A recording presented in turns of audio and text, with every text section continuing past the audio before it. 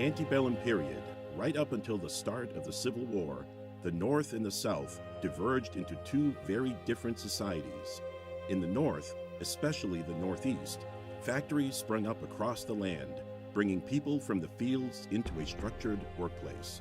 Manufacturing took off, making various consumer goods, and, as a result of the North's rapid industrialization, railroads, canals, and highways became essential to its economy. Subsequently, this resulted in a hyper-connectivity between cities and states. The industrial advancement of the North was largely contrasted by the South. Especially in the Deep South, agriculture ruled the land dictated by King Cotton. However, instead of hired farmhands, the South relied almost exclusively on slave labor to work its plantations. Sprawling plantations, sometimes with hundreds of slaves, dominated the South, leaving little room for the organization of major cities. Because of this, the South remained significantly less interconnected than the North. And although it partly supplied the North with cotton and tobacco, the South was largely dependent on the North for consumer goods. These stark differences between the North and the South lent themselves well as points of debate. Tensions grew and grew, tightening to the point of snapping, which they eventually did, resulting in a civil war for the ages. The disunion of the United States of America occurred primarily due to three major differences between the North and the South.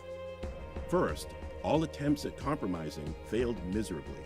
Second, the economies of the North and the South were irreconcilably different. Lastly, no agreement could be reached on the morality of slavery. Underlying these three causes was one major point of conflict that resulted in the disparities between the North and the South. This was slavery. The North and the South's economic disparities were yet another reason the Civil War erupted. By the 1860s, the North was completely industrialized with flourishing factories, railroads, and new and easier transportation. In comparison, the South still depended on slavery to produce the growth of cotton, tobacco, and rice, and was focused on the production of their crops. As a result of the North's industrialization, the region was largely self-sufficient. Although it relied on the South for raw materials, the North produced millions of manufactured goods. The South was dependent on the North for these manufactured goods, as it was minimally industrialized due to the sprawling plantations that dominated the landscape. On July 14, 1832, President Andrew Jackson passed a protective tariff that taxed all foreign goods. This was meant to boost the sales of the United States' home manufactured goods and raise the economy. Though this was passed with good intentions, the South was heavily damaged by the tariff.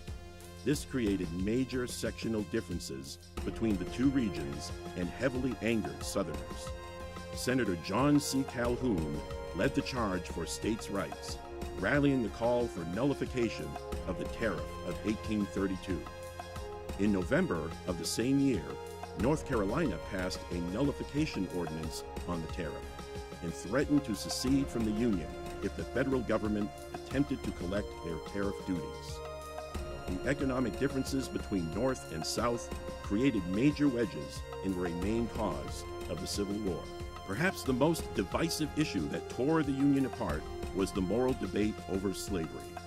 It could not be settled politically, and the debate over the morality of slavery drove a wedge between the North and the South, sending them ever closer to war. Slavery had deep roots in the South, as it had long been crucial to its economy, and many were reluctant to change their way of life after nearly 2 centuries of slaveholding. Opposingly, in the North, the abolitionist movement began during the antebellum period in an attempt to secure the enfranchisement of all slaves. At first, abolitionists advocated for gradual abolition, which would have slowly done away with slavery. But William Lloyd Garrison, who created the abolitionist newspaper The Liberator, took a far more publicly aggressive stance in 1854. From then on, he began loudly advocating for the immediate end of slavery through his newspaper. 2 years preceding Garrison's publication of No Compromise with the Evil of Slavery, Frederick Douglass, an escaped slave living in the North, voiced his opinion on the morality of slavery. It was of his opinion that the institution of slavery directly contradicted the Declaration of Independence's most famous phrase, "All men are created equal." Most white Southerners remained loyal to their long-held beliefs that slavery was a positive good for African Americans and refused to be persuaded otherwise.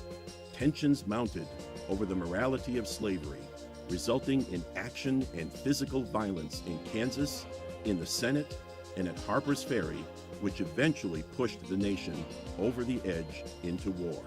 It would be easy to say the Civil War was caused by the South's resentment at its economic dependency on the North, or that it was caused by partisan politics. But the reality remains that slavery was the driving force behind the causes of the Civil War. In politics, in economics, and in morality, slavery was the underlying issue leading the Civil War. The compromises that failed so miserably attempted to resolve the dispute over the expansion of slavery. The reason the North and the South had such different economies was because the South relied on slave labor to run its plantations. The entire moral disagreement between North and South was based off of each region's differing beliefs on the rightness of slavery.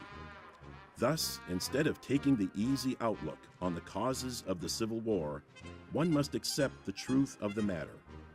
Instead of blaming the North's industrialization and the South's lack thereof, one must look at the reasons for their differences and realize it all boils down to the issue of slavery. Slavery is what tore the Union in two, and slavery is what caused the Civil War.